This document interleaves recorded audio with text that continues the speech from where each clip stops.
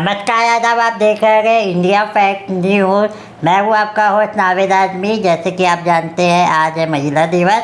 महिला दिवस के अवसर पे हम नागपुर की उन महिलाओं का इंटरव्यू दिखा गए जो समाज के लिए एक बहुत बड़ी प्रेरणा स्रोत है।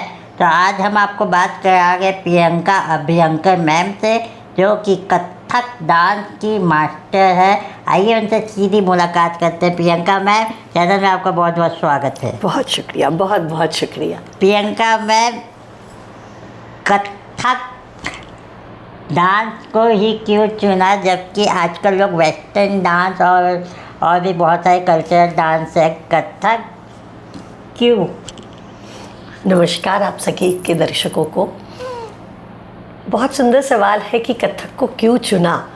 मैं ये कहूँगी कि मैंने कथक को नहीं चुना, कथक ने मुझे चुना। क्या बात है। 7 साल की उम्र में बहुत छोटे होते हैं, तब हमको नहीं समझता है कि हमने क्या करना चाहिए या क्या नहीं करना चाहिए।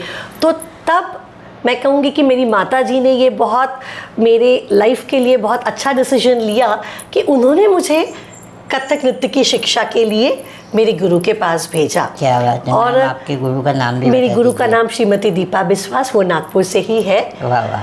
तो तब से जो सिलसिला शुरू हुआ है कथक नृत्य की शिक्षा का, वो अभी तक शुरू है। तो कितने साल हो गए टोटल आपको कथक नाच डांस करते हुए?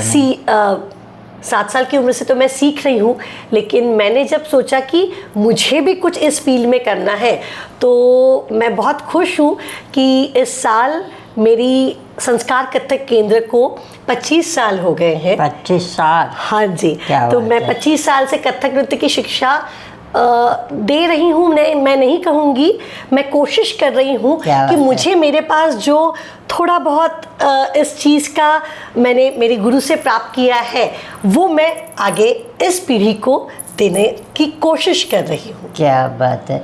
तो मैम 25 साल में आपने कितने स्टूडेंटों को कथक का डांस सिखा चुके हैं अब तक? बाप रे, ऐसी गिनती तो बताना बहुत मुश्किल है, बट इतने बच्चे इस फील्ड में आए हैं, मेरे साथ ग्रो किए हैं, तो ऐसे मैं कहूँगी कि हज़ारों बच्चे तो वो अच्छा नहीं लगेगा, बट एट दिस मोमेंट अभी मेरे पास 250 से 300 बच्चे कथक नृत्य की शिक्षा ले रहे हैं। और मैं बहुत खुशी के साथ ये कहना चाहूँगी कि एक बहुत परसेप्शन है कि वेस्टर्नाइजेशन हो गया है, पाश्चात्य नृत्य बहुत हावी हो रहा है, बट शास्त्रीय नृत्य का जो एक अपना दर्जा है या जो उसकी एक रूट्स हैं, उसको कोई नहीं हिला सकता है। तो मैं ये बिल्कुल नहीं कहूँगी कि पाश्चात्य नृत्य के कारण ये जो कथक नृत्य की शिक्षा पे बहुत इफ़ेक्ट हो रहा है, ऐसा बिल्कुल भी नहीं है। नागपुर एक बहुत ही समृद्ध नगरी है, जहाँ पे मेरे जैसे बहुत ऐसी मेरी फ्रेंड्स हैं जो कथक नृत्य की शिक्षा दे रही है, और इस शिक्षा का कोई फुल स्टॉप नहीं है, ये निरंतर बहता जाएगा। तो मैम ये 250-300 जो बच्चे हैं, ये 25 साल में सीखे या 1 साल के हैं? नहीं, मैं कहूँगी कि ये अभी एट दिस मोमेंट मेरे पास में इतने कथक सीखते भी हैं। जी, मैं सही में कहना चाहूँगी कि बिल्कुल सीखते हैं, और बहुत क्या कहते हैं, दिल से मन से सीखते हैं। क्या बात है। और कथक नृत्य की शिक्षा ऐसे ही नहीं कि आके सीख गए, इसका एक शास्त्र है, इसका एक सिलेबस है, इसकी बहुत, जैसे हम लोग गांधर्व यूनिवर्सिटी से हम इनकी एक शिक्षा दिलाते हैं, जिनका सिलेबस हम फॉलो करते हैं। तो मैम इसका कुछ एग्ज़ाम भी होता है? हाँ जी, ये बहुत बढ़िया सवाल है आपका, क्योंकि बहुत सारे लोगों को ये समझता ही नहीं है। तो एग्जाम होता होगा तो डांस करके क्या सामने वाले को प्रैक्टिकली दिखाना पड़ेगा? जी, मैं यही कहने चाह रही हूँ कि इसका गांधर्व महाविद्यालय ने बहुत अच्छा एक सिलेबस तैयार किया है, जो बहुत सालों से मैं ही 25 साल 30 साल से कर रही हूँ, तो ये तो बहुत पुरानी यूनिवर्सिटी है जिनका शास्त्र शुद्ध सिलेबस है। तो जैसे हम कहते हैं कि 1st standard, 2nd standard, 3rd standard, ऐसे ही कथक नृत्य में प्रारंभिक से विशारद पूर्ण तक का कोर्स डिफाइन किया हुआ है, और वो कोर्स के हिसाब से ही हम बच्चों को तैयार करते हैं। तो मैम जैसे कि इसका एग्ज़ाम होता है, आप बता रहे यूनिवर्सिटी है, तो हिंदुस्तान में कितनी इसकी यूनिवर्सिटी आपके नॉलेज में है? देखिए, बहुत इधर जो हमारा महाराष्ट्र जो स्टेट है, इसमें हम गांधर्व यूनिवर्सिटी बहुत मानते हैं और उसी के इसमें देते हैं। लेकिन बहुत प्राचीन एक खैरागढ़ यूनिवर्सिटी भी है। खैरागढ़ यूनिवर्सिटी आपने नाम सुना होगा। राजा, हाँ जी, राजा मानसिंह, जैसे जयपुर से कुछ मेरे यहाँ लड़कियाँ आती हैं तो वो राजा मानसिंह यूनिवर्सिटी है वहाँ पे।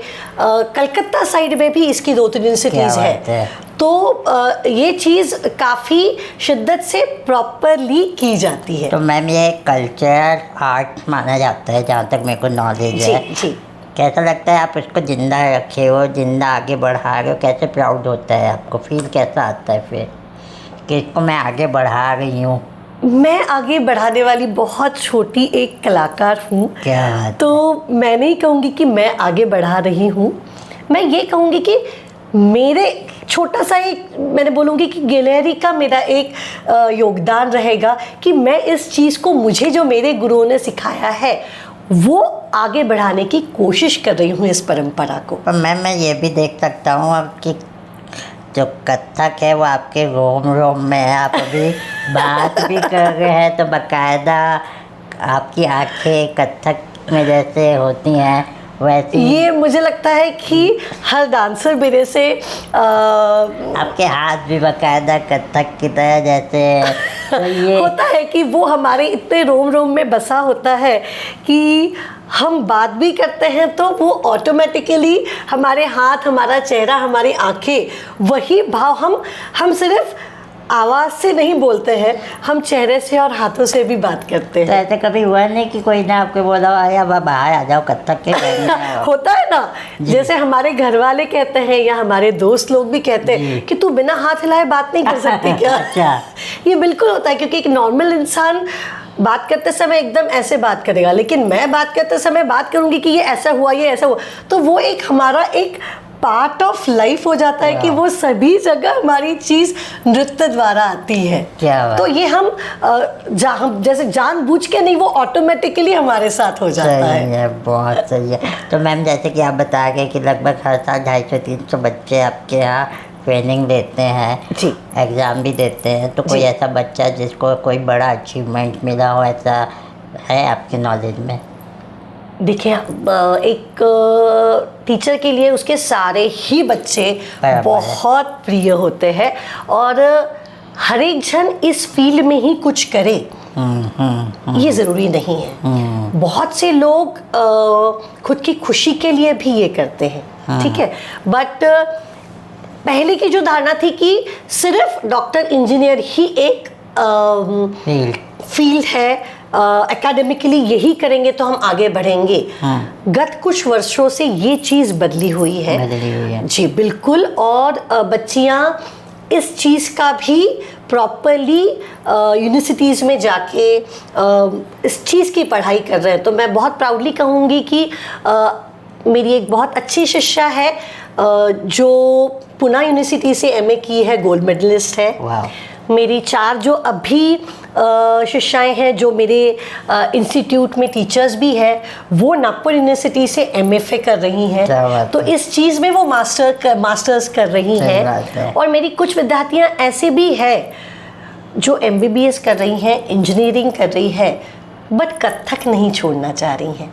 तो मैं ये कहूँगी कि मेरे लिए हर बच्चा उतना ही मेरे दिल के करीब है। वो शाइन करे ना करे, वो मेरे पास सीखने आ रहा है तो वो अपनी खुशी के लिए आ रहा है, और मेरी एक इच्छा है कि कथक उसके जीवन में कुछ ना कुछ एक अच्छी किरण और अच्छी खुशी दे, ये मेरा काम है। तो मैम जैसे कि आपने ऑफ स्क्रीन बताए थे कि कथक के लिए आपको आपकी माता जी नहीं, ऑन स्क्रीन नहीं बताया, सॉरी, आपकी माता जी ने आपको प्रेरित किया था, 7 साल की उम्र में भेजा था। तो माता जी के अलावा और कौन आपको सपोर्ट करता है कथक टीचिंग के लिए या कथक डांस के लिए? आपको कौन फैमिली की तरफ से कहाँ से आपको सपोर्ट मिलता है? यानी बहुत ही इम्पॉर्टेंट चीज़ है ये कि मेरे माता पिता जी ने इस चीज़ के लिए मुझे डाला, मैं कहूँगी कि आज से 30-35 साल पहले हर लोगों के मन में ये नहीं था कि अपने बच्चे डांस सीखे। ये मैं ये नहीं कहूँगी कि वो अच्छा नहीं माना जाता था, but it was not that popular जो अभी है। बट उन्होंने मुझे डाला, जिसके लिए मैं बहुत ही शुक्रगुजार हूँ मेरी माताजी का, कि उन्होंने मुझे हाथ पकड़ के क्लास पे भेजा है। और उन्होंने हमेशा से सोचा ये कि ये चीज़ इसको बहुत खुशी देती है। तो इस चीज़ का इसका करियर बने ना बने, लेकिन कथक इसकी ज़िंदगी से ना निकले, क्या बात। ये हमेशा से उन्होंने सोचा था। तो लड़की के लिए पहला पड़ाव होने के बाद अगला पड़ाव होता है कि उसकी शादी। तो उन्होंने हमेशा ये भी सोचा कि इसकी शादी भी ऐसे ही घर में हो जहाँ पे इसकी नृत्य में कोई बाधा ना आए। काम। और मैं बहुत भगवान का शुक्रिया अदा करती हूँ कि मेरी जो बेटर हाफ है एडवोकेट प्रसाद अभ्यंकर, उन्होंने मुझे बहुत सपोर्ट किया है ये चीज़ के लिए कि मैं कहूँगी कि मैंने कुछ सालों पहले जब मेरा शादी तय होने के बाद हुआ कि मैं यहीं रहूँगी और मेरा नृत्य भी यहीं शुरू रहेगा, मेरे क्लासेस शुरू हो गए थे। होता है कि कभी कभी हम थोड़ा सा बैकफुट में सिखाने की ओर जाते हैं और नृत्य का प्रदर्शन यानी स्टेज परफॉर्मेंस कम कर देते हैं। तो मैं कहूँगी कि बहुत बड़ा योगदान उनका है कि उन्होंने मुझे ये कहा कि आप सिखाते हो लेकिन आप परफॉर्म भी करोगे, तो आपके बच्चों के लिए वो एक और प्रेरणा स्रोत रहता है कि हमारी टीचर ऐसा नाच करती है। तो इट्स रियली बहुत बड़ा उनका हाथ है कि मेरी ये फील्ड बिल्कुल निरंतर बिना कोई बाधा के चल रही है। मैं बहुत शुक्रिया अदा करना चाहती हूँ आपका कि आपने मुझे बहुत साथ दिया है इस चीज़ में। तो ये सेकेंड में मैं इंटरव्यू में जिन्होंने अपने हस्बैंड का धन्यवाद कहा है। ज़्यादातर जो लेडीज़ होती है जो अपने दम पे खड़ी हो जाती है, मैंने देखा ये है कि वो मेरे पापा ने मेरे लिए की है, मेरे भाई ने मेरे लिए, अपने हस्बैंड को कभी भी बेनिफिट देते ही नहीं। अरे देखिए तो हम एक घर से पहले एक मैम और आए थे अभी आपके इंटरव्यू, उन्होंने भी बहुत दिल खोल के अपने हस्बैंड की तारीफ की है। क्योंकि हम कहते हैं ना कि हम साथ जीवन बिता रहे हैं, तो दोनों को हमको एक में को सपोर्ट करना पड़ेगा और वो सपोर्ट के सिवा हम आगे नहीं बढ़ सकते। तो बिल्कुल मैं कहूँगी कि हमारे महाराष्ट्र में कहते हैं कि सिंहाचा वाटा, शेर का एक जो ये होता है सिंहाचा वाटा, वैसा उनका योगदान है मेरे इस फील्ड में। बिल्कुल मैं कहूँगी। तो मैम ने कहा था कि हर नारी के सफलता के पीछे पुरुष होता है। बिल्कुल, क्यों नहीं। बिल्कुल मैं बिल्कुल इससे बिल्कुल क्या कहती हूँ, आपसे बिल्कुल सहमत हूँ। तो प्रियंका मैम, जाते जाते आप हमारे दर्शकों को क्या कहना चाहेंगी, खासकर उन महिलाओं को जो कथक सीखना चाहती हैं? सबसे पहले मैं आपका शुक्रिया अदा करना चाहूँगी कि आपने मुझे महिला दिवस के उपलक्ष्य में यहाँ पे बुलाया और आपको लगा कि मैं कुछ इस फील्ड में योगदान कर रही हूँ। मैं जोर से कहना आपको रोकना चाहूँगा। मैं खुद जब इनकी इंस्टीट्यूट के बारे में सुना कि आप कथक सिखाती हैं, तो मुझे लगा इनका इंटरव्यू तो दिखाना चाहिए कि नागपुर में कथक को बढ़ावा देना चाहिए।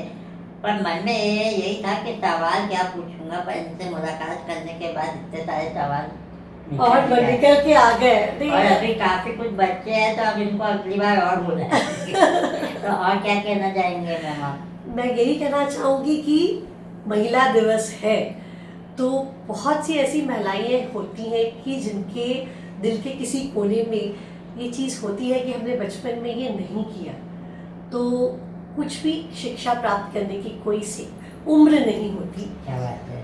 तो मैं बिल्कुल ये कहना चाहूँगी कि आपको अगर कहीं पे भी ऐसा लग रहा है कि अब मैं ये कैसे सीखूंगी, तो आज से भी आप सीख सकते हैं। मेरे माध्यम से मैं ये कहना चाहूँगी कि मेरे पास बहुत सी ऐसी महिलाएं आती हैं जो अपने अपने क्षेत्र में बहुत अच्छा काम कर रही हैं। डॉक्टर्स हैं, डेंटिस्ट है, बहुत अच्छी वकील है, बट स्टिल बचपन में छुटी हुई चीज़ वो आज आगे बढ़ा रही है। तो बिल्कुल भी ये ना सोचे कि इस उम्र के पड़ाव में मैं कैसे करूँगी। आपके मन में आया है, आपने वो करना चाहिए, आपने वो सीखना चाहिए। क्या बात है। तो और कुछ कहना चाहेंगे मैम जाते जाते? नहीं, बिल्कुल भी नहीं। बहुत बहुत सारी शुभकामनाएं सबको महिला दिवस की। तो दोस्तों ये थी हमारे साथ प्रियंका मैम, जो कि कथक सिखाती हैं। 25 साल हो गए नागपुर में सिखाते हुए, और ये 250-300 बच्चों को डांस सिखा देती हैं। इनसे जब पूछा गया कि कथक ही क्यों चुना, तो इसका भी जवाब इन्होंने बहुत बेहतरीन दिया है। उम्मीद करते हैं आज का ये पूरा इंटरव्यू आपको पसंद आया होगा। यदि आप में से कोई कथक सीखना चाहता है तो नीचे दिए गए इनके इंस्टाग्राम या फेसबुक आईडी पे भी जाके आप इनको संपर्क कर सकते हैं और इनसे कथक सीख सकते हैं। तो दोस्तों उम्मीद करता हूँ आज का ये पूरा एपिसोड आपको पसंद आया होगा। तो चैनल को लाइक करें, सब्सक्राइब कीजिए। फिलहाल हम दोनों को दीजिए इजाज़त। धन्यवाद।